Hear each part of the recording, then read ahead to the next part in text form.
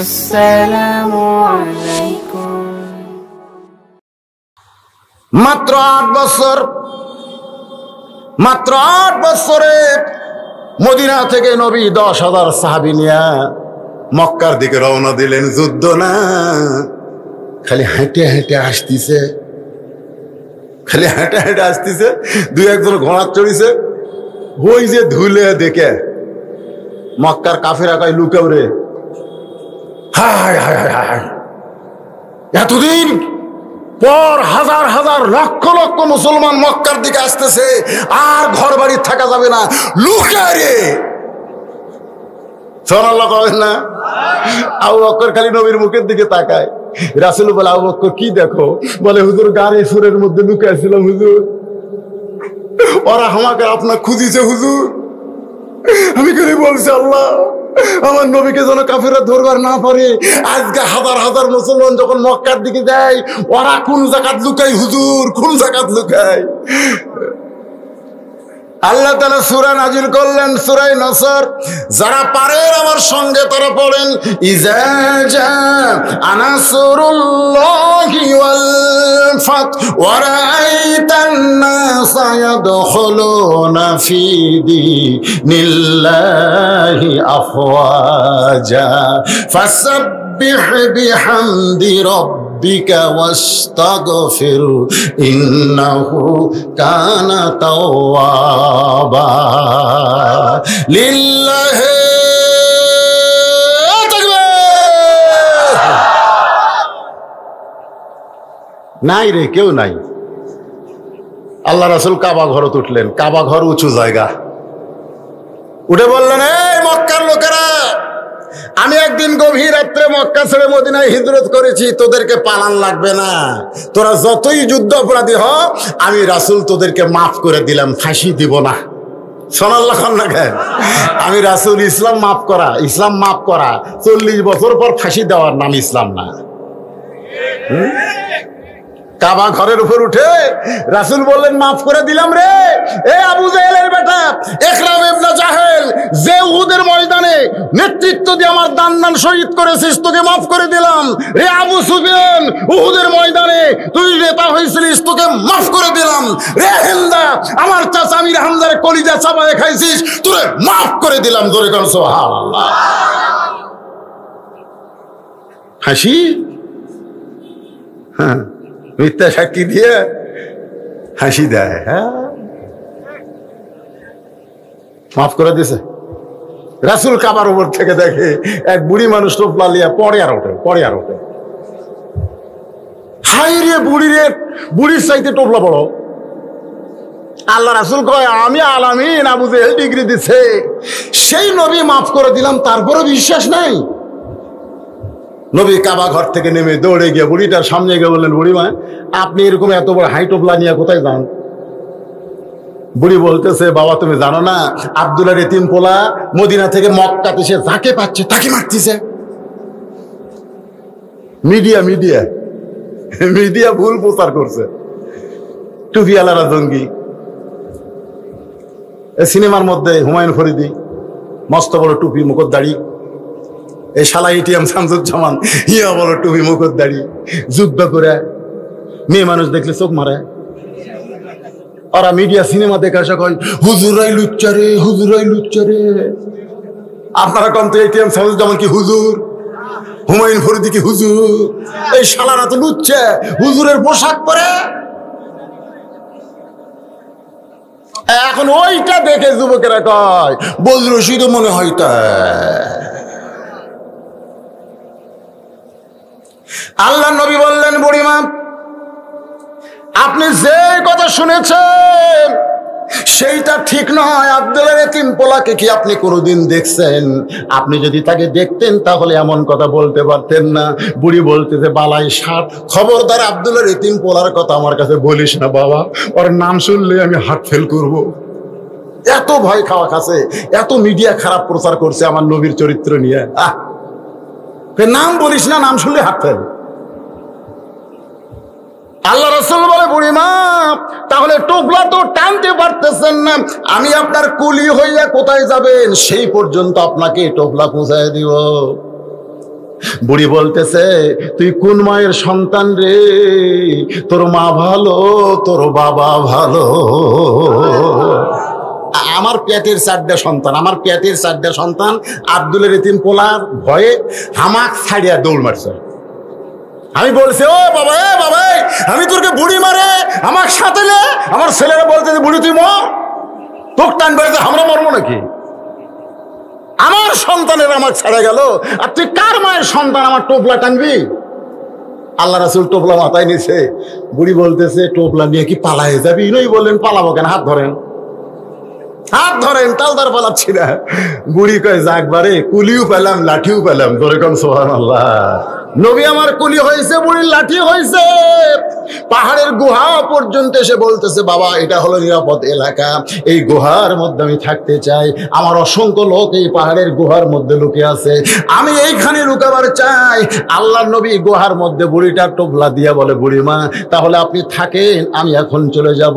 বুড়ি বলতেছে বাবা তুমি তো চলে যাবা, যাওয়ার সময় আমি তোমাকে একটা উপহার দেবার চাই। বলে কি উপহার দেবেন? বলেন আমার টোপলার মধ্যে একটা ছুরি রয়েছে, আমার টোপলার মধ্যে একটা ধারালো ছুরি রয়েছে, এই ছুরিটা আমি গোপনে রাইখা দিছি। যদি আব্দুল্লাহর এতিম পোলারে পাইতাম তাহলে ওর বুক বরাবর আমি বসায় দিতাম।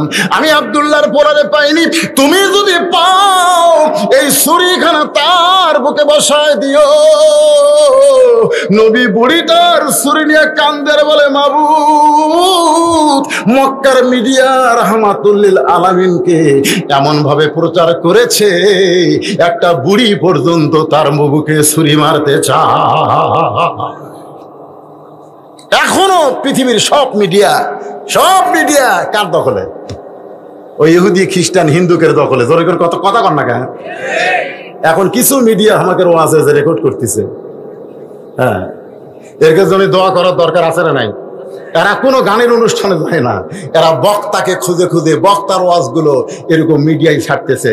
যার কারণে বদরশিদে আজকে বাংলার লোক দেখতেছে, আমাদের বাংলাদেশের লোকেরা লন্ডন যারা আছে, আমেরিকা যারা আছে, ব্রিটেন ফ্রান্সে যারা আছে, সৌদি আরব দুবাই যারা আছে, তারা কিন্তু আমার ওয়াজ দেখতেছে। জোরে কোন কথা ঠিক কথা কণ্ঠে।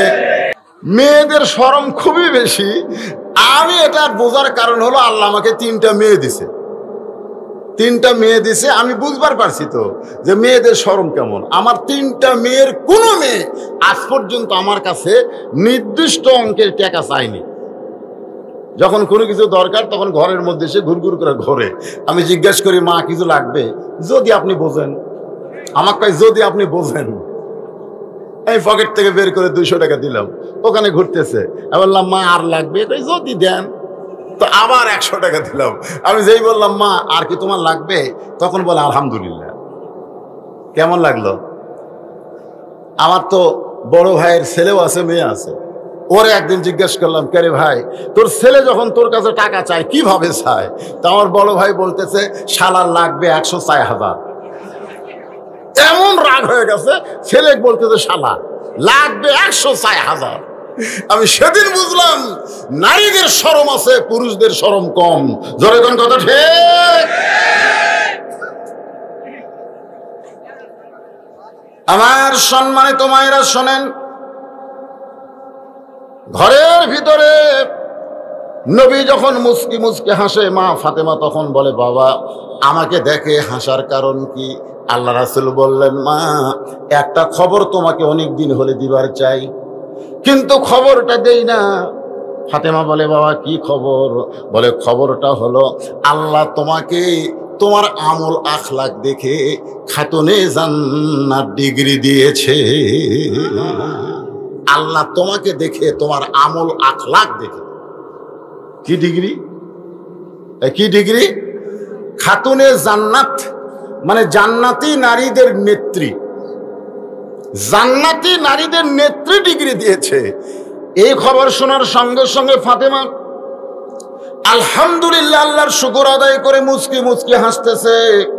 আল্লাহ রাসূল বলে ফাতেমা তুমি আবার হাসতেছো কেন? ফাতেমা বল বাবা আল্লাহ আমাকে এত বড় ডিগ্রি দিয়েছে, তার শুকরিয়া তান আমার জবান থেকে একটু আনন্দ প্রকাশ পায়। জোরে কান সুবহানাল্লাহ।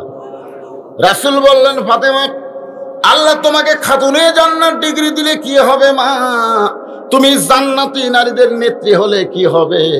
আল্লাহ তাআলা তোমার আগে একজন নারীকে কিন্তু জান্নাত দিবে। যেই বলছে, আপনারা তো সুবহানাল্লাহ বলেন, আপনারা ওয়াজের তালত পড়ে সুবহানাল্লাহ বলেন, কিন্তু যেই নবী বলেছে আল্লাহ তোমার আগে একজন নারীকে জান্নাত দিবে, তখন ফাতেমার সুবহানাল্লাহ কয় না।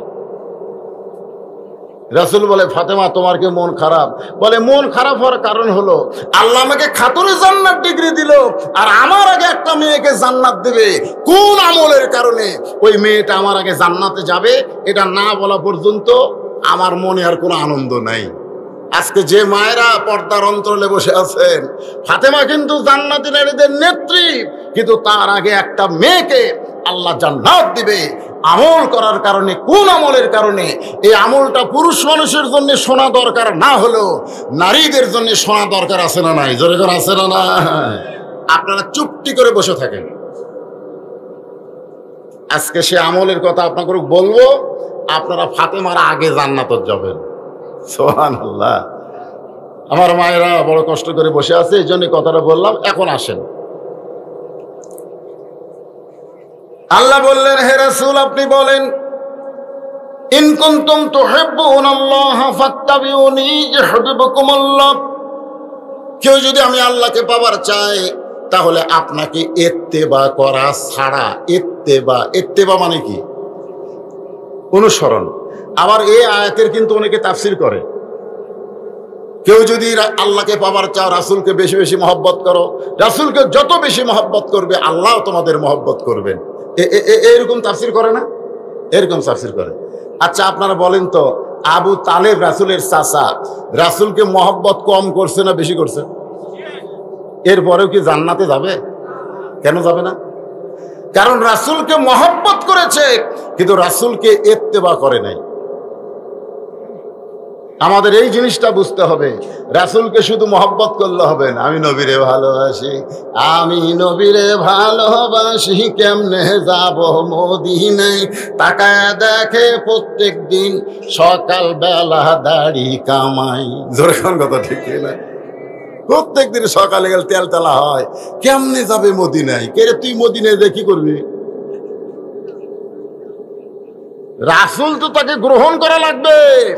এখানে ইত্তেবা মানে রাসূলকে অনুসরণ করতে হবে, শুধু চেহারায় সুরতে অনুসরণ নয়, আমল আখলাকে রাসূলকে অনুসরণ করা লাগবে। জোরে কোন কথা ঠিক? হ্যাঁ। আল্লাহ রাসূলের 40 বছর পর্যন্ত একটা শত্রু গোটা মক্কায় অনুবীক্ষণ যন্ত্র দিয়ে খুঁজে পাওয়া যায়নি। 39 বছর পর্যন্ত একটা শত্রু রাসূলের মক্কাত নাই। কিন্তু যেই 40 বছরে আল্লাহ তাআলা এই কোরআন শরীফ নাজিল করছে, এই যুবকেরা মনোযোগ দিয়ে শোনেন।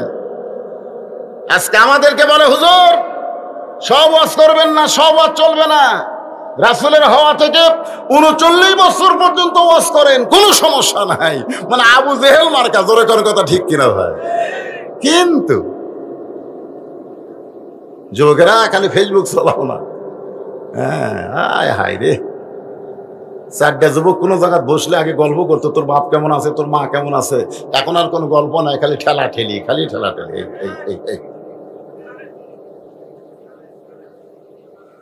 যে যুবকেরা ফেসবুক নিয়ে, ইন্টারনেট নিয়ে ব্যস্ত হয়ে গেছে, সেই যুবকদেরকে কোরআনের পথে আনাটা খুবই কঠিন। জোরে কোন ঠিক? হ্যাঁ ভাই, যুবকেরা একটু মনোযোগ দিয়ে শোনো বাবা, তোমাদের এই যৌবন থাকবে না, এই যৌবন থাকবে না, এই যৌবনে ভাটি পড়বে, এই যৌবন একদিন চলে যাবে। এই যৌবনটাই আল্লাহর পছন্দ। হাসরের ময়দানে যখন আমরা দাঁড়াবো, আমাকে বলবে, হুজুর রশিদ তোর শৈশবকাল আর তোর বুড়াকালের কোনো হিসাব দেওয়া লাগবে না, তুই যৌবনকালে কি আমল করছিস সেই হিসাব দিয়ে জান্নাতে যা। আমাকে আল্লাহ বলবে যে তোর বুড়া কালে, বুড়া বয়সের কাল এর দরকার নাই, আর শৈশবকালের দরকার নেই, যৌবনকালে কি করছিস এই যৌবনের হিসাব দিয়ে জান্নাতে যাও। তাহলে আমরা যারা যুবক আছি, এই মুহূর্তেই হলো আপনাকে হিসাবের বয়স। জোরে কোন ঠিক? প্রত্যেকটা ধাপ, প্রত্যেকটা কথা হিসাব করে বলতে হবে।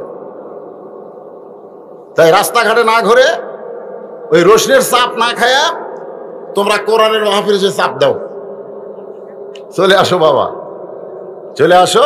আসেন, অত্যন্ত গুরুত্বপূর্ণ আলোচনা আপনাদের সামনে উপস্থাপন করা হচ্ছে। তাহলে আল্লাহ রাসূলের 40 বছরে যখন এই কোরআন শরীফ আল্লাহ নাজিল করলেন, খুব খেয়াল করবেন, এই কোরআনের প্রথম শব্দ হলো ইকরা। ইকরা মানে পড়ুন। ইকরা মানে কি? পড়ুন। আজকে আমাদের বাংলাদেশের ছেলেরা কোরআন তেলাওয়াতে চ্যাম্পিয়ন হচ্ছে, সুবহানাল্লাহ। যাদের পিছনে সরকার কোটি কোটি টাকা খরচ করে, ওরা তো বিশ্বকাপ দূরের কথা, বিশ্বের একটা চা কাপ পর্যন্ত আনবার পারে না। জোরে কোন ঠিক কিনা? এই যে ক্রিকেট খেলা, হাই রে এশিয়া কাপত যা মার খেলো ভাই, একটা দেশকে ঠকাবার পারে নাই। জোরে কোন ঠিক কিনা? আফগানিস্তানের কাছে গাপ খাওয়া, এর কে বেতন 4 লাখ টাকা 5 লাখ টাকা, মাথা ঘরে। কতদিন আগে মেয়ে মানুষেরা, আমাকে মেয়েরা হাফ প্যান্ট পিন দেয়, ওই নেপালে ফুটবল খেলা নাকি জিতিছে, হাইরে বিমানবন্দরে গলাত মালা ভাই। আর আল্লাহর কোরআন, একটু মনোযোগ দিয়ে শোনো যুবকেরা। খলাকল ইনসানা মিন, বলতেছেন লাকাদ। লাকাদ অর্থ তাও হতো মানুষ না করে মুসলমানের ঘরে আমাদেরকে কোরআন নামক হেদায়েত আল্লাহ দান করেছে। ধরে কোন সুবহানাল্লাহ। চলে আসলেন খাদিজার কাছে, কোরআন পাশে, শরীর ঘামতেছে, জুব্বা টুব্বা সব ভিজে গেছে। খাদিজা বলতেছে, আজকে খিদা বেশি লাগছে নাকি? আমি প্রতিদিন আপনাকে গাড়ি হীরার মধ্যে খাবার সাপ্লাই করি, আমি নিজে যায় খাবার দেই, আর আজকে নিজেই চলে আইছেন। রাসূল বলতেছেন, খাদিজা আর গাড়ি হীরাই থাকার দরকার নাই, আর অন্ধকারে থাকার দরকার নাই। আল্লাহ সিরাজাম মুনিরা নামক কোরআনের আলো আমাকে দান করেছে। ধরে কোন সুবহানাল্লাহ। আল কোরআনের আলো ঘরে ঘরে, ঘরে ঘরে আলো আছে, রাস্তাতে আলো নাই। যখনই ঘরের থেকে বাইর হলাম, ঘর তো আলো, যেই বাইর হলাম একজন এই লাইট ধর, লাইট ধর। তখন আমার আসাদুল ইসলাম ও আবার এই মোবাইলে লাইট ধরলো। তার মানে কি খালি ঘরও তো আলো থাকলে হবে না, রাস্তা তো আলো থাকা লাগবে। জোরে কর ঠিক কিনা? হ্যাঁ, তাহলে এই স্লোগান চলে কেন? এই স্লোগান তো আবু জেহেলের স্লোগান। এই স্লোগান আমাদের চলবে না। আমাদের বলতে হবে আল কোরআনের আলো সব জায়গায় জালো। জোরে কোন ঠিক? স্লোগানটা যুবকেরা, মুরব্বীরা না দেন, আপনাকে দরকার নেই, আপনার ওল্ড মডেল হয়ে গেছে। আপনারা তো যুবক থেকে যদি, যৌবন থেকে যদি কোরআনের আন্দোলন করতেন, আজকে বাংলাদেশে বাতিলের কোন আস্তানা থাকতো না। জোরে কোন ঠিক? কিন্তু আপনারা যৌবন থেকে আন্দোলন করেননি বলে আমাদের এখন বুড়া হয়ে এই যুবক গুলা সাইজ করা লাগতেছে। এই যুবকেরা গলা খাকারে দাও। আমি যেই বল আল কোরআনের আলো, আপনার বলবেন সব জায়গায় জালো, বলতে পারবেন না? আল কোরআনের আলো, কোরআন হাদিস যেখানে, দুনিয়ার মুসলমান লিল্লাহি তাকবীর। ঘড়ির দিকে তাকে দেখেন, রাত বাজতেছে কত? হ্যাঁ, আচ্ছা 10:55 মনে করেন, 11ই ধরেন। 11টার সময় আপনাদের চেহারা মনে হচ্ছে কেবল রাত 8টা বাজলো। একটা স্লোগান দিলে যদি আমাদের রাতের ঘুম চলে যায়, সেই স্লোগান দিয়ে বাংলাদেশের বাতিল শক্তিকে ভারতে পাঠানো যাবে কি যাবে না? কিন্তু আমরা তো আগে মোবাইল করে, হুজুর থানা থেকে কিন্তু কল হচ্ছে। হ্যাঁ, আসেন আমি রাসূলের জীবনী নিয়ে আল্লাহর কোরআন থেকে আলোচনা করব, কারণ রাসূল মানি তো কোরআন। তোর এখন ঠিক কিনা? রাসূল যখন দুনিয়া থেকে বিদায় নিলেন, ইতিমধ্যে কতগুলো মহিলা মা আয়েশার কাছে আইছে, এসে বলতেছে, উম্মাহাতুল মুমিনিন, আল্লাহ রাসূল সম্পর্কে আমরা একটু জানতে চাই। কে জানতে চায়? কিছু মহিলা মহিলারা তো রাসূলের কাছে আসেনি, এখনকার পীরের কাছে দিনকে মুরিদের বইয়েরা যায়। মহিলা সাহাবীরা তো রাসূলের কাছে আসে নাই, বরং তার স্বামীরা ঈমান গ্রহণ করছে। আর সেই ঈমানের দায়িত্ব বাল্লিগু আননেওয়ালা আয়া তারা বিবিদের কাছে কলেমার দাওয়াত দিছে। সুবহানাল্লাহ। আর এখনকার ভণ্ডরা কি কয়, তুই মুরিদ হইছি তোর বউ হবি না? তো কয় হুজুর বউ তো লাফাই হওয়ার জন্য, কয় তাহলে একদিন নিয়ে আয়। এরা সব মুরিদ কবে না, যারা জুয়ান তাকলা। তো জুয়ান তাকলা বউ নিয়ে গেছে যে হুজুর আমার বউটাও মুরিদ হবার চায়। তখন বলতে তুই বাইরে থাক, তোর বউকে ভিতরে দে। ভিতরে দিয়ে দরজা বন্ধ করে মুরিদ দেয়। মুরিদ মুরিদ একজন নাউজুবিল্লাহ কয়, আর আগামীকাল কবে না পারায়? হ্যাঁ, এরকম ভণ্ডামি আমাদের বাংলাদেশে আছে না নাই? হ্যাঁ, একটু মনোযোগ দিয়ে শুনবেন। আল্লাহ রাসূল সম্পর্কে মহিলারা বলতেছে, মা রাসূল সম্পর্কে আমরা একটু জানতে চাই। আয়েশা বললেন, তোমরা নবী সম্পর্কে জানবে না আমার স্বামী সম্পর্কে জানবে? কথাটার মধ্যে গুরুত্ব আছে না নাই? তোমরা নবী সম্পর্কে জানবে না আমার স্বামী সম্পর্কে জানবা? মহিলারা বলতেছে, নবীও যিনি আপনার স্বামীও তিনি, নবীও যিনি আপনার স্বামীও তিনি। আয়েশা বলতেছে, এইটা তোমরা বাহির থেকে অনুমান করে বলতেছো, নবীও যিনি আমার স্বামীও তিনি। কিন্তু শুনে নাও, আমি স্বামী হিসাবে 9 বছর থেকে 18 বছর পর্যন্ত আমার নবীকে দেখছি। আমি 9 বছর ধরে আমার স্বামীকে দেখছি। ধরে কোন কয় বছর? এই 9 বছরের মধ্যে আমি মাত্র 3 বার আল্লাহর নবীকে দেখেছি। আর সুবহানাল্লাহ কয় না? এই আয়েশা কি ভুল কইছে যে 9 বছর? মা আয়েশা যখন নবীর ঘরে আইছে তখন আয়েশার বয়স কত? 9 বছর। জোরে কোন কয় বছর? 6 বছরে বিয়ে হয়েছে, 9 বছরে ঘরে আইছে। আর যখন নবী দুনিয়া থেকে বিদায় নিছে তখন আয়েশার বয়স হলো 18 বছর। তাহলে সর্বসাকুল্যে কয় বছর? 9 বছর। এই 9 বছরে আমি আমার স্বামীকে দেখেছি। কাকে দেখেছি? আর নবী হিসাবে দেখছে মাত্র 3 বার। সমস্ত মহিলারা বলে, তাহলে নবী আর স্বামীকে আলাদা নাকি? আয়েশা বলতেছে, আমার নবী সবসময় নবীগিরি ফলাই নাই। নবী যখন বিবিদের কাছে আসতেন তখন পৃথিবীর শ্রেষ্ঠ স্বামী হয়ে যেতেন। জোরে কান সুবহানাল্লাহ। আমার নবী যখন সন্তানের কাছে যাইতেন তখন পৃথিবীর শ্রেষ্ঠ বাবা হইতেন। আমার নবী যখন নাতিদের কাছে যাইতেন তখন পৃথিবীর শ্রেষ্ঠ নানা হইত। আমার নবী যখন দাওয়াতের কাজে যাইতো পৃথিবীর শ্রেষ্ঠ দাঈল আল্লাহ হয়ে যেত। আমার নবী যখন জিহাদের ময়দানে যাইতো বাতিলের বিরুদ্ধে শ্রেষ্ঠ সেনাপতি হয়ে যেত। আমার নবী নবী হিসাবেও যেমন 1 নম্বর, স্বামী হিসাবেও তেমন 1 নম্বর, নানা হিসাবে 1 নম্বর, বাবা হিসাবে 1 নম্বর, নেতা হিসাবে 1 নম্বর। সব দিক দিয়ে আমার নবী হলেন 1 নম্বরের 1 নম্বর। জোরে কোন সুবহানাল্লাহ। এই জন্য আল্লাহ বলেছে, এই পানসা নেতার পিছনে ঘুরিস না। এই পানসা নেতা পেশাব করে ঠিক মতো পানি নেয় না, 5 ওয়াক্ত নামাজ পড়ে না, এরকে পিছনে ঘুরে ঘুরে কয় হামান নেতা, হামান নেতা। এটা তো নেতা। আমরা এমন একজন মহামানবকে নেতা হিসাবে গ্রহণ করব যেই নেতার চরিত্রের সার্টিফিকেট স্বয়ং আল্লাহ দিয়েছেন। ওয়া ইন্নাকা লাআলা খুলুকিন আযীম। আমার নেতার চরিত্র ফুলের চাইতেও পবিত্র। বিশ্ব নবীর চরিত্র কার চাইতে পবিত্র? তাহলে আমার নবীর চরিত্র, এই সবাই বলবেন, সবাই বলবেন। রবিউল আউয়াল মাস, বুঝতেছেন না? হ্যাঁ, নবী আসার মাস আবার যাওয়ার মাস। আমার নবীর চরিত্র আল্লাহ কোরআন কারীম দিয়ে চরিত্রের বর্ণনা করেছেন।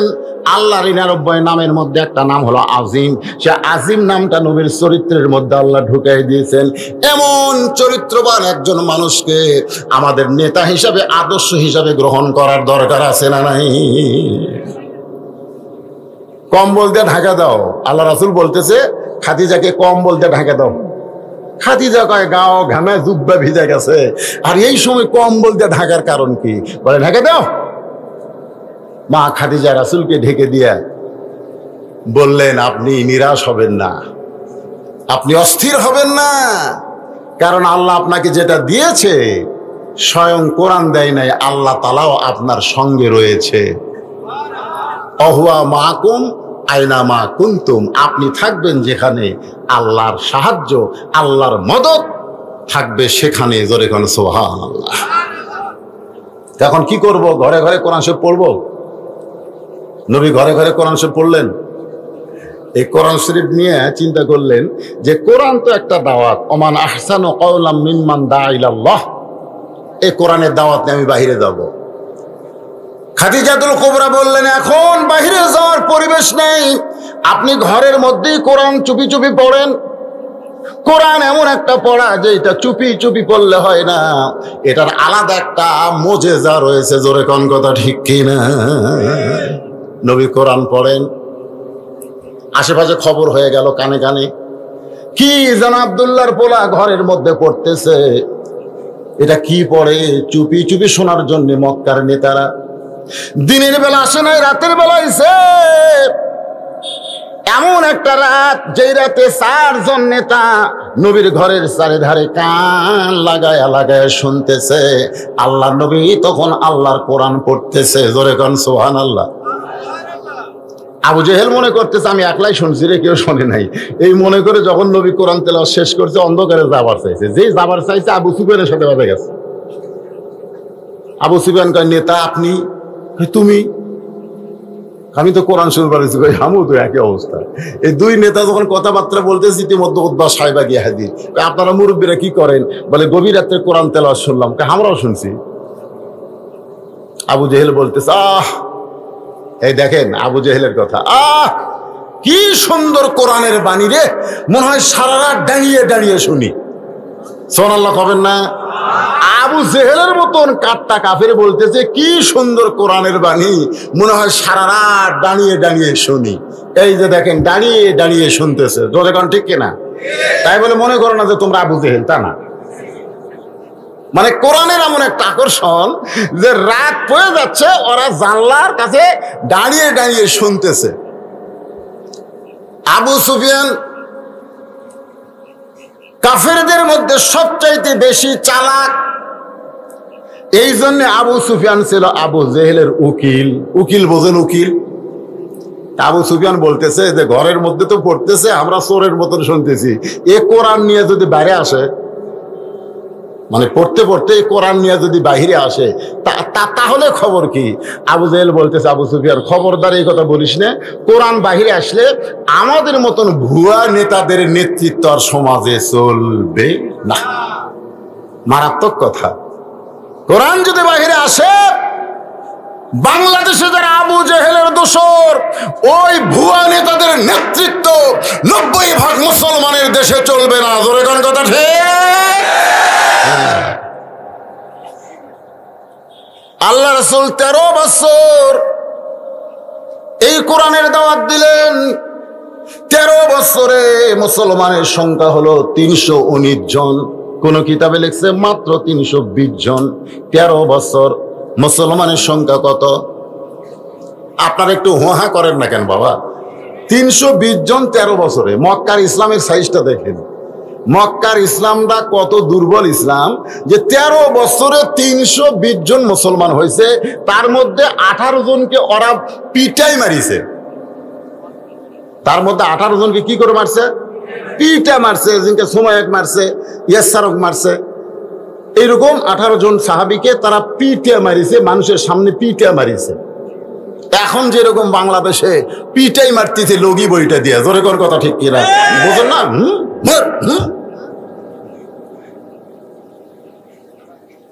নবী আল্লাহর কাছে কয়, আল্লাহ এত কষ্ট করে এই কয়টা মুসলমান হলো, তাক যদি এরা পিটাই মারে, তাহলে ইসলামের অবস্থাটা কি হবে? আল্লাহ বলেন, হাবিব, ইসলামের যদি বিজয় চান তাহলে আবু জেহেলকে নেতা মেনে আপনি ইমাম হলে চলবে না। এমন একটা জায়গায় আপনাকে আমি পাঠাবো যেখানে আপনি ইমামও হবেন আবার নেতাও হবে। মক্কায় নেতা হচ্ছে আবু জেহেল, রাসূল হচ্ছে ইমাম। এই জন্য ইসলামের বিজয় নেই। আমাদের বাংলাদেশে আমরা হলাম ইমাম আর নেতা কারা? কথা কয় না, কথা কয় না। সব কিছুর বেতন বাড়ে, কিন্তু আমাকে ইমামের বেতন বাড়ে না।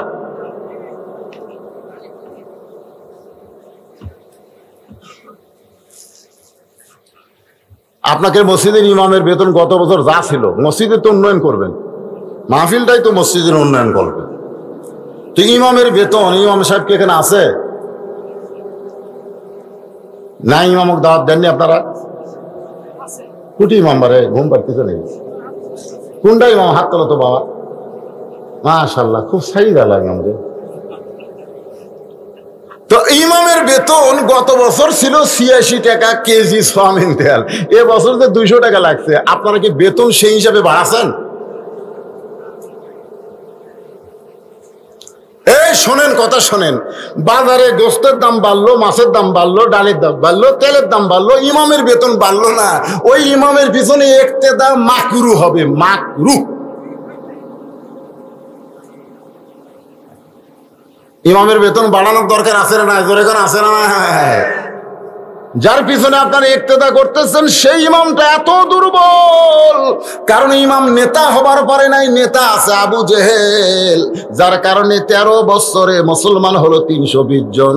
আল্লাহ দেখলেন এভাবে পিটন খাওয়ালে হবে না, পিটন দেওয়ারও একটা ব্যবস্থা করা লাগবে। জোরে কোন ঠিক কিনা? গভীর রাত্রে খুব খেয়াল করবেন, ইসলামের বিজয় কিন্তু দিনে হয় নাই, গভীর রাত্রে আমার আল্লাহ তাআলা নবীকে মক্কা থেকে মদিনায় হিজরতের অর্ডার করলেন। সুবহানাল্লাহ বলেন। নবী গভীর রাত্রে মক্কা থেকে মদিনায় হিজরত করলেন। হিজরতের বহু কাহিনী, আমি সেই কাহিনী বলতেছি না, আমি শুধু বলবো রবিউল আউয়াল মাসে আমার নবীকে গ্রহণ করতে হলে আমাদের কদ্দূর পর্যন্ত একটু আলোচনা শোনা দরকার। আপনারা কি বিরক্ত হচ্ছেন? তো মাহফিল কমিটি কি বিরক্ত হলো নাকি? তাই আমাকে বলছে হুজুর চাদর দিয়ে, চাদর দিতে হবে, সেটা এখনই দিব? হ্যাঁ, না না, অনেকের চিন্তা ভাবনা যে হুজুর যে ওয়াজ শুরু করছে, হুজুর ওয়াজ করতে করতে ফজর হয়, আর লোকজন 2-1 উঠে উঠে যদি সব চলে যায়, তা আমাদের কি হবে? আপনারা আমার চেনেন না।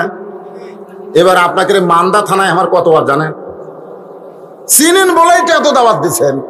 আমি কোনো জায়গা তো ওয়াজ থুয়ে যাই না, যতক্ষণ আপনারা সামনে বসে থাকবেন ওয়াজ আমি কমপ্লিট করে যাই। জোরে কোন ঠিক, কথা কোন ঠিক, কথা কোন না কেন? এনাদের মধ্যে যখন একটা ব্যারামই ঢুকছে, যে চাদরের ব্যারাম, এই ব্যারামটা 5 মিনিটের মধ্যে তোমরা সারো। তোমাকে ব্যারামটা ছেড়ে দিয়ে আমি আল্লাহর বান্দাদেরকে ফ্রেশ ওয়াজ করবো। মা বোনদের জন্য তো কাল রাখা দিছি এমন এক জায়গা, মনে আছে না? বলে গেছে, হ্যাঁ, ওটা আবার ওর কেউ শোনার লাগবে। আমি কোনো ওয়াজ ভুলি না, আল্লাহ ভুলাই না, সব আলোচনা হবে। এই চাদর পাটিরা কোথায় গেল? ভিতরে ঢোকো, ঢোকো, ব্যাগ না ঢোকা। হ্যাঁ দেন, দাঁড় দা খুঁজে, একজন ওঠেন না, ওঠেন না, ওঠেন না। আপনি মসজিদে দিবেন না, ওঠেন না। আপনি যদি না দেন আল্লাহর ঘর কি ভাঙে যাবে? আর আপনি দিলে আল্লাহ আপনাকে একটা জান্নাতে ঘর বানায় দিবে। জান্নাতে আল্লাহ আপনাকে একটা ঘর বানায় দিবে।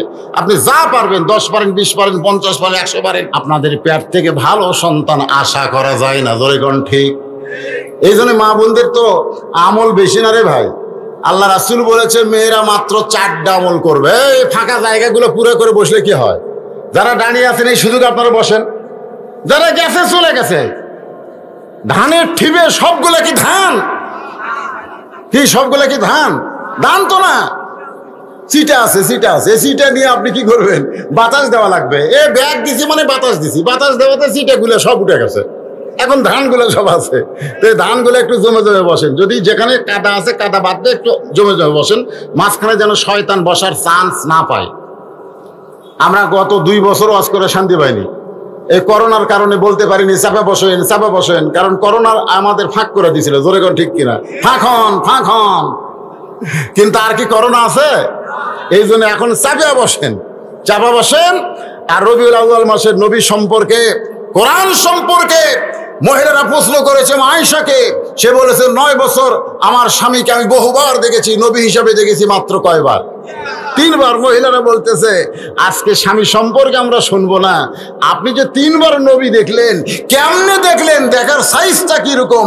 এই 3 বার নবী সম্পর্কে আমরা শুনতে চাই। আপনারা শুনবেন না ভাইজান? হ্যাঁ, এই আদায় আর হয়নি, সব ব্যাগালা চলে এলো। একলা মাঝখানে কি করে রে? এইদিকে আদায় হয়েছে, ব্যাগের আদায় হয়েছে? চলে আসেন বাবা, ব্যাগগুলো উঠে আসো। মাঝখানে কেউ ব্যাগলে হাঁটলে ওয়াজের নূর নষ্ট হয়ে যায়। একটু মহব্বত না জিকির করেন, লা ইলাহা ইল্লাল্লাহ, লা ইলাহা ইল্লাল্লাহ, লা ইলাহা ইল্লাল্লাহ, লা ইলাহা ইল্লাল্লাহ, লা ইলাহা ইল্লাল্লাহ, লা ইলাহা ইল্লাল্লাহ, লা ইলাহা, লা ইলাহা ইল্লাল্লাহ মুহাম্মাদুর রাসূলুল্লাহ সাল্লাল্লাহু আলাইহি সাল্লাম। আয়েশা বলতেছে, আমি জীবনে প্রথম নবীকে দেখলাম, নবীর গায়ের জুব্বা ছিঁড়ে গেছে, নবী যে পোশাক পরেন সেই পোশাকটা ছিঁড়ে গেছে। ওই একটা মাত্র জুব্বা ছাড়া নবীর তখন দ্বিতীয় কোনো জুব্বা ছিল না। আমি একজন বিবি হয়ে আমার স্বামীর গায়ে ছেঁড়া কাপড় এটা আমি সহ্য করতে পারি না, কিন্তু সব সময় গায়ে রাখার কারণে আমি একজন গায়ে দেওয়া পাঞ্জাবি মানুষকে কেমনে সেলাই করে দিব। আয়েশা বলতেছে, রে মেয়েরা, জীবনে প্রথমে নবীকে দেখলাম কেমনে শোনো। নবী যখন ঘুমায় গেছে আমার কাছে, নবী যখন আমার কাছে ঘুমায় গেছে, আমি তাকায় দেখি ওই ছিঁড়া পাঞ্জাবি জুব্বাটা নবী আল্লাহর উপরে রাইখা দিছে। আমি এখন ওই জুব্বাটা সেলাই করব, কিন্তু তাকায় দেখি আমার ঘরে আলো জ্বালানোর মতন কোনো তেল ছিল না।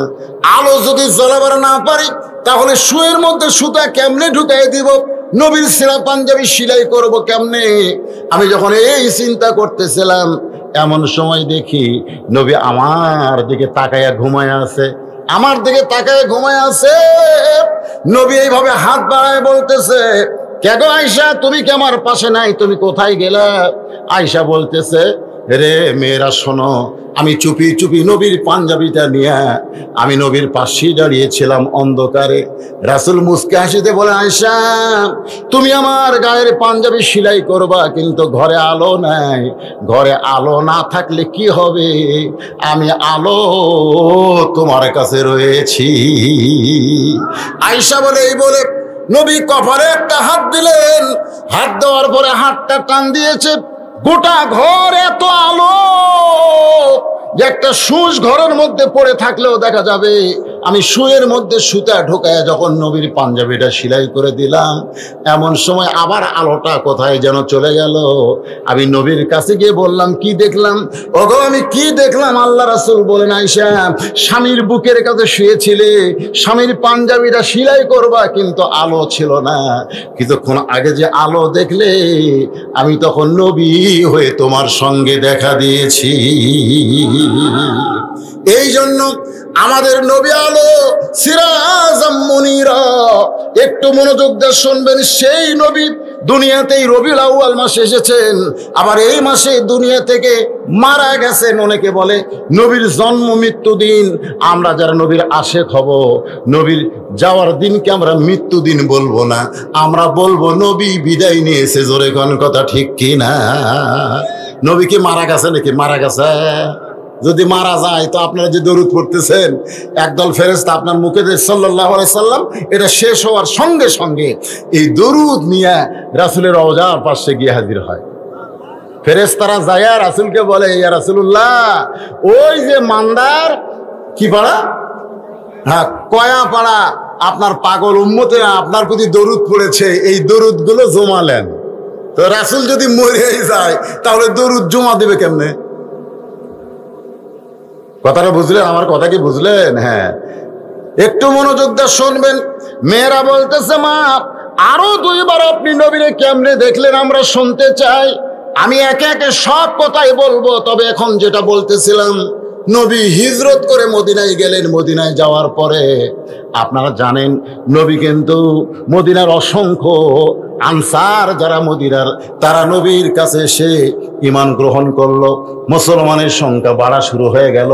কিন্তু মক্কার আবু জেহেল, উতবা, সাইবা, আবু সুফিয়ান, এদের মাথা ঘুরতেছে। কেরে, নবী যে গভীর রাত্রে মক্কা ছেড়ে মদিনায় গেল, মদিনায় যায় কি করতেছে? আচ্ছা আপনারা বলেন তো ভাই, যেই নবীকে ওরা দেখতে পারে নাই, সেই নবী ওদেরকে ওদের দেশ ছাড়িয়ে দিয়ে আর এক দেশত গেছে, তাহলে এরকে মাথা ব্যথার কারণ কি? গেছে গেছে ঝামেলা চলে গেছে, জোরে কোন ঠিক কিনা? তারপরেও আবার আবু জেহেলের গ্রুপেরা মিটিং করে বলতেছে এই নবী যে মদিনাত গেল, মদিনায় যায় কি করতেছে দেখছেন? আচ্ছা আমরা বাংলাদেশে ইসলামী আন্দোলনের কর্মীরা কি করি, এই জন্য আমেরিকা মাথা ঘোরাই কেন? আমরা কি করি প্রতিবেশী ভারতের মাথা ঘুরে গেল? কারণ ওরা জানে কোরআনের আইন যদি কোনো পৃথিবীর ভূখণ্ডে চালু হয়ে যায়, ওই কোরআনের নূর দিয়া গোটা পৃথিবী দখল হয়ে যাবে। আপনারা জানেন, ওরা জানে, সেই জন্যই তো শুরু করবে প্রণাম দিয়ে। আমাকে এলাকার দুই পুলিশ আমাকে বলতেছে হুজুর আমরা ওই যে পূজা পড়া দিবার যাচ্ছি, আমি কইলাম প্রণাম করবো না নামাজ পড়বো? কি যে বিপদ হুজুর, আপনারা হাজার হাজার মানুষ ওয়াজ করেন, আমাকে যাওয়া লাগে না? আরে 3 ঠ্যাক একজনের 10 হাত বানিয়ে থসে ওকে আবার পড়া দেওয়া লাগে। তা আমি এক পুলিশ চৌকিদারে বললাম কি হয়, কিছুক্ষণ পর পর আসে। আমি বললাম ভালোই তো প্রণাম করলো রে, কিন্তু দশমীর দিনে আবার কি করে, কয় ও যে বাঁশ দিয়ে ছোটা বাঁশ দেবরি পাশাত আবার যাক প্রণাম করলো তাকে আবার লাগতে লাগতে ডুবেলো। জোরে করে কথা কর না কেন? যাক প্রণাম করলো তাকে আবার লাগতে লাগতে ভেঙ্গে ফেলে দিল।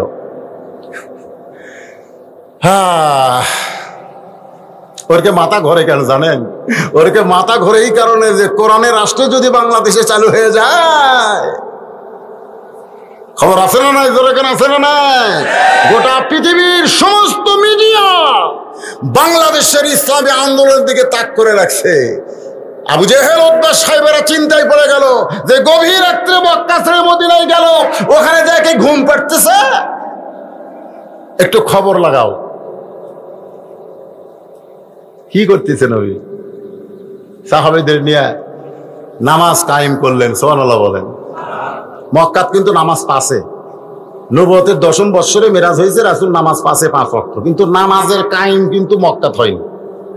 আমাদের বাংলাদেশেও নামাজ কায়েম কোনোদিন হবি না যতদিন আবু জেহেল নেতা থাকবি। জোরে কোন কথা ঠিক কিনা? কোনোদিন হবে না, যতই মসজিদ বানান নামাজ কায়েম হবি না। খালি কয় হুজুর দোতলা করা লাগবে, দোতলা করা লাগবে। কেন দোতলা কেন? হুজুর এত মুসল্লি ধরে না তো, এই জন্য একতলা থেকে দোতলা। তা আমি কইলাম ফজরের খবর কি? কয় এক কাতারে হয় না। জোহরের খবর কি? কয় কোনো মতো এক কাতার। আসরের খবর কি? কয় ফজরের মতোই। মাগরিবের খবর কি? 1.5 কাতার হয় হুজুর। এশার খবর কি? কয় ফজরটা এশাও তাই। তো মসজিদের মধ্যে কয় কাতার আছে? কয় 9 কাতার। তো 9 কাতারে এখনো 2 কাতারে হয়নি, তাহলে দোতলা করবে কেন? তখন একজন সাইড থেকে বলতে যে হুজুর দোতলা করার কারণ হলো ওই যে জুমার দিনে সবার শেষে এসে আগে যায়, ওই শালাকের জন্য দোতলা করা লাগতেছে।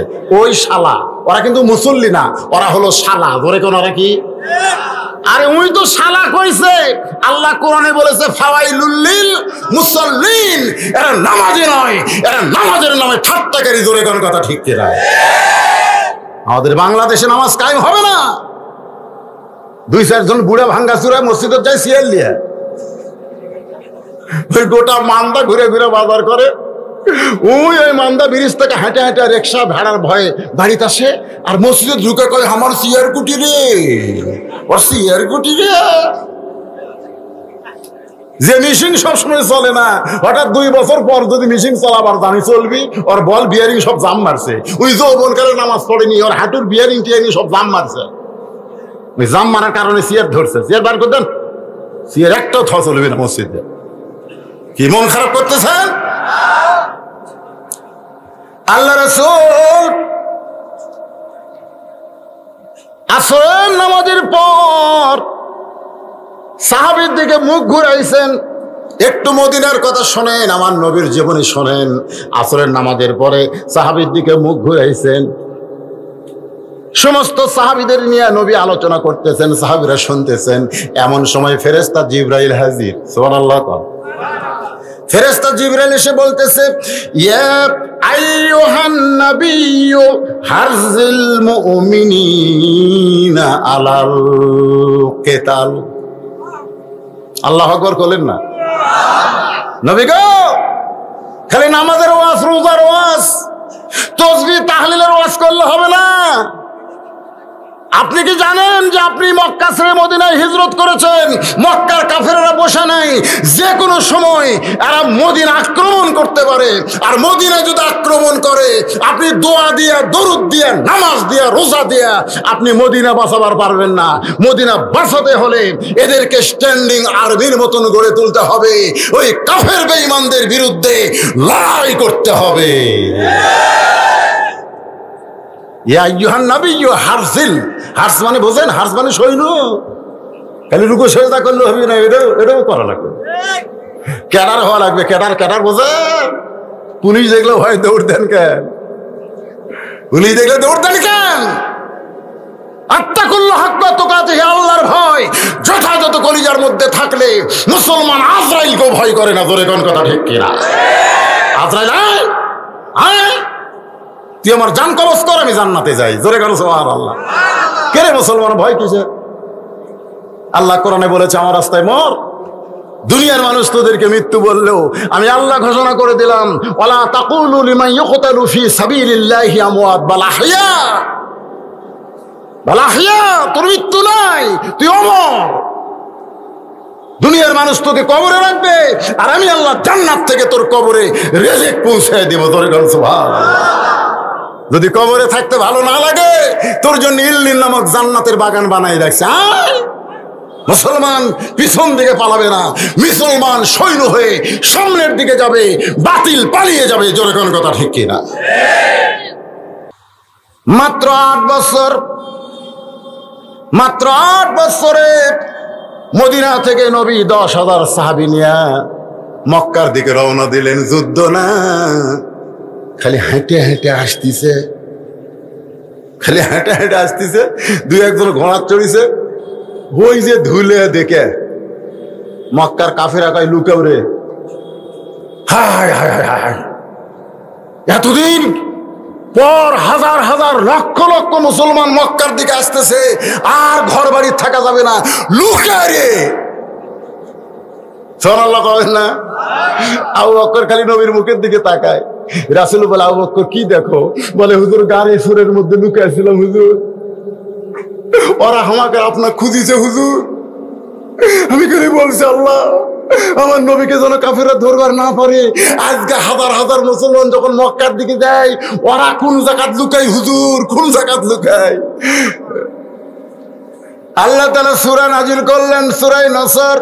যারা পারেন আমার সঙ্গে তারা পড়েন, ইজা জাআ নাসরুল্লাহি ওয়াল ফাত ওয়া রাআইতান নাসা ইয়াদখুলুনা ফি দীনিল্লাহি আফওয়াজা ফাসাব্বিহ বিহামদি রাব্বিকা ওয়াস্তাগফির ইন্নাহু কানা তাওয়াবা। লিল্লাহি তাকবীর। নাই রে, কেউ নাই। আল্লাহ রাসূল কাবা ঘরে উঠলেন। কাবা ঘর উঁচু জায়গা। উঠে বললেন, এই মক্কার লোকেরা, আমি একদিন গভীর রাত্রে মক্কা ছেড়ে মদিনায় হিজরত করেছি, তোদেরকে পালান লাগবে না। তোরা যতই যুদ্ধ অপরাধী হ, আমি রাসূল তোদেরকে মাফ করে দিলাম, ফাঁসি দিব না। সুবহানাল্লাহ না কেন? আমি রাসূল, ইসলাম মাফ করা, ইসলাম মাফ করা। 40 বছর পর ফাঁসি দেওয়ার নাম ইসলাম না। কাবা ঘরের উপর উঠে রাসূল বললেন, মাফ করে দিলাম রে। এ আবু জাহেলের বেটা ইকরাম ইবনে জাহেল, যে উহুদের ময়দানে নেতৃত্ব দিয়ে আমার দান শহীদ করেছিস, তোকে মাফ করে দিলাম। রে আবু সুফিয়ান, উহুদের ময়দানে তুই নেতা হয়েছিলিস, তোকে মাফ করে দিলাম। রে হিন্দা, আমার চাচা আমির হামজার কলিজা চাবায়ে খাইছিস, তোরে মাফ করে দিলাম। জোরে কর সুবহানাল্লাহ। হাসি,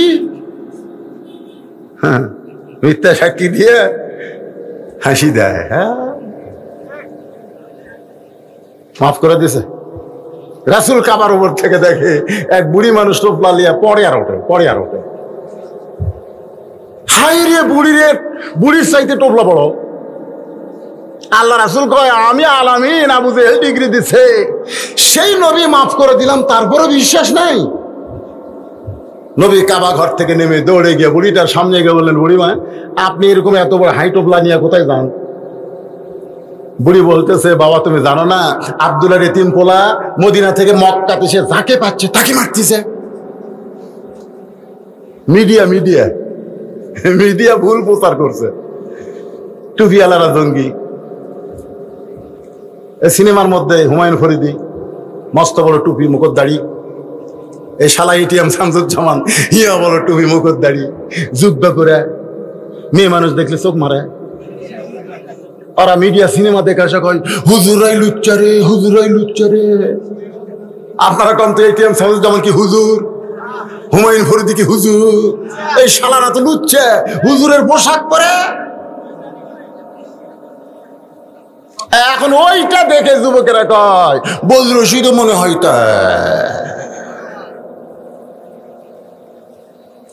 আল্লাহ নবী বললেন, বুড়িমা আপনি যে কথা শুনেছেন সেইটা ঠিক নয়। আব্দুল্লাহর এতিম পোলাকে কি আপনি কোনোদিন দেখছেন? আপনি যদি তাকে দেখতেন তাহলে এমন কথা বলতে পারতেন না। বুড়ি বলতেছে, বালাই ষাট, খবরদার আব্দুল্লাহর এতিম পোলার কথা আমার কাছে বলিস না বাবা, ওর নাম শুনলে আমি হার্ট ফেল করব। এত ভয় খাওয়া খাচ্ছে, এত মিডিয়া খারাপ প্রচার করছে আমার নবীর চরিত্র নিয়ে। নাম বলিস না, নাম শুনলে হার্ট ফেল। আল্লাহ রাসূল বলে, বুড়িমা তাহলে টোপলা তো টানতে পারতেছেন না, আমি আপনার কুলি হইয়া কোথায় যাবেন সেই পর্যন্ত আপনাকে টোপলা পৌঁছায় দিব। বুড়ি বলতেছে, তুই কোন মায়ের সন্তান রে? তোর মা ভালো, তোর বাবা ভালো। আমার পেটের চারটা সন্তান আব্দুল্লাহর এতিম পোলার ভয়ে হামাক ছাড়িয়া দৌড় মারছে। আমি বলছি, ও বাবা আমি তোরকে বুড়ি মারে আমার সাথে নে। আমার ছেলেরা বলতেছে, বুড়ি তুই মর, তোর টান বেড়েছে, আমরা মরবো নাকি? আমার সন্তানের আমার ছেড়ে গেল, আর তুই কার মায়ের সন্তান আমার টোপলা টানবি? আল্লাহ রাসূল টোপলা মাথায় নিছে। বুড়ি বলতেছে, টোপলা নিয়ে কি পালায়ে যাবি? নই বললেন, পালাবো কেন, হাত ধরেন, তালদার পালাচ্ছি না। বুড়ি কয়, যাকবারে কুলিও পেলাম, লাঠিও পেলাম, ধরে কম সুবহানাল্লাহ। নবী আমার কুলি হয়েছে, বুড়ির লাঠি হয়েছে।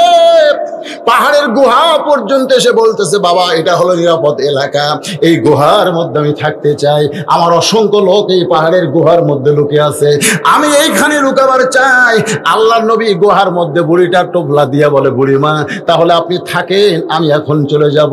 বুড়ি বলতেছে, বাবা তুমি তো চলে যাবা, যাওয়ার সময় আমি তোমাকে একটা উপহার দেবার চাই। বলে, কি উপহার দেবেন? বলেন, আমার টোপলার মধ্যে একটা ছুরি রয়েছে, আমার টোপলার মধ্যে একটা ধারালো ছুরি রয়েছে, এই ছুরিটা আমি গোপনে রাইখা দিছি। যদি আব্দুল্লাহর এতিম পোলারে পাইতাম তাহলে ওর বুক বরাবর আমি বসায় দিতাম। আমি আব্দুল্লাহর পোলারে পাইনি, তুমি যদি পাও এই ছুরিখানা তার বুকে বসায় দিও। নবী বুড়িটার ছুরি নিয়ে কান্দের বলে, মাবুদ মক্কার মিডিয়া রাহমাতুল্লিল আলামিনকে এমন ভাবে প্রচার করেছে একটা বুড়ি পর্যন্ত তার বুকে ছুরি মারতে চায়। এখনো পৃথিবীর সব মিডিয়া কার দখলে? ওই ইহুদি খ্রিস্টান হিন্দুকের দখলে। জোরে করে কথা কর না কেন? এখন কিছু মিডিয়া আমাকে ওয়াজে রেকর্ড করতেছে।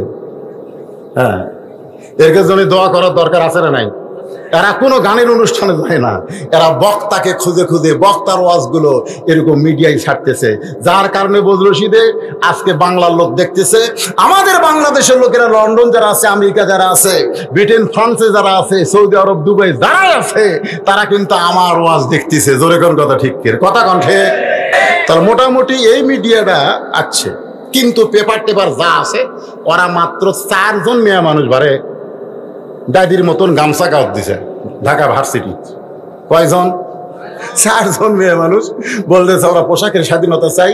40টা মিডিয়ামকে ধরে আস, ওইটা আবার বিশাল ভাবে টেলিভিশনে খবর করতেছে। 4 জন ন্যাংটা মেয়ের খবর টিভি দেয়, আর আমার মতন বক্তা হাজার মানুষ ওয়াজ করে। এই খবর কোনদিন বাংলার মিডিয়া দেখায় না। ধরে কোন কথা ঠিক, কথা কন না। আল্লাহ রাসূল ছুরিটা নিয়ে কাঁদতেছে। বুড়ি বলে, বাবা যদি তোমার ভয় লাগে তাহলে তুমি আমার সঙ্গেই গুহার মধ্যে থাকো, তোমাকে যাওয়া লাগবে না বাবা, আমার টোপলার মধ্যে অনেক খাবার আছে, আমরা দুইজন মিলে খাবার চাই। নবী কান্দের বলে, বুড়িমা আপনি যাকে মারার জন্য ছুরিটা আমার হাতে দিলেন আমি সেই আব্দুল্লাহর এতিম পোলা। বুড়ি কান্দে আর চিল্লায় বলে, পাহাড়ের গুহার মধ্যে কে কোথায় লুকে আছো, বের হও। আর লুকিয়ে থেকো না, লুকিয়ে থাকার জন্য নয়, বরং বের হয়ে তাকায় দেখো যেই মানুষটার ভয়ে আমরা লুকাইছি সেই মানুষটার চাইতে ভালো কোনো মানুষ দুনিয়াতে না। পাহাড়ের গুহার ভিতর থেকে সবাই মাথা বের করলেন। বুড়ি নবীর হাতে হাত দিয়ে বললেন, বাবা আমি তোমার হাতে তোমার দলে ভর্তি হওয়ার চাই। বাজান গো, ইজা জা নাসরুল্লাহি ওয়াল ফাতহু ওয়া রাআইতান নাসা ইয়াদখুলুনা ফি দীনিল্লাহি আফওয়াজা, ওই পাহাড়ের হাজার হাজার কাফেরেরা আল্লাহর নবীর হাতে হাত দিয়ে মুসলমান হয়ে গেল। আজকে সেই নবী, সেই নবীর কোরআন আমাদের কাছে আছে না নাই? যখন আছে না নাই, কিন্তু আমরা মুসলমান না হয়ে মুনাফিক। গোটা পৃথিবীর মধ্যে সবচাইতে বেশি মুনাফিকের দেশের নাম কি জানেন? দেখেন আমি কর আগেই কসম, হায় হায় রে